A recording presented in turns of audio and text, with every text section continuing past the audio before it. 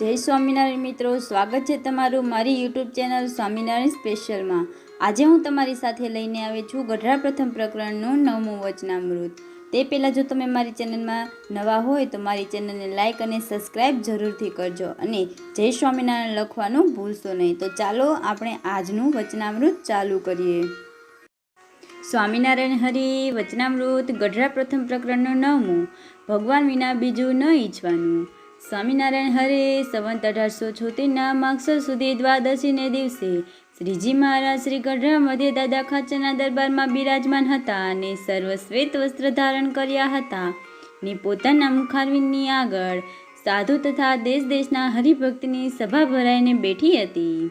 પછી શ્રીજી મહારાજ બોલ્યા છે, શ્રી કૃષ્ણ ભગવાનનો પ્રત્યક્ષપણે નિશ્ચય કર્યો હોય અને તેની ભક્તિ તો કરતો હોય અને તેના દર્શન કરતો હોય તો પણ પોતાને પૂર્ણ કામ ન માને અને અંતઃકરણમાં ન્યૂનતા વર્તે છે તો ગોલોક વૈકુંઠાદિક ધામને વિશે જે આ ને આ ભગવાનનું તેજોમય રૂપ છે તે મને જ્યાં સુધી દેખાતું નથી ત્યાં સુધી મારું પરિપૂર્ણ કલ્યાણ થતું નથી।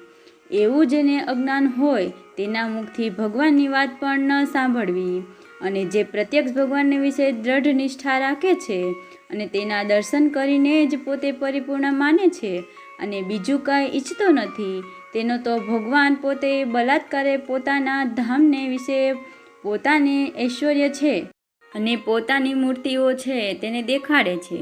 માટે જેને ભગવાનને વિશે અનન્ય નિષ્ઠા હોય તેને પ્રત્યક્ષ ભગવાન વિના બીજું કંઈ ઈચ્છવું નહીં।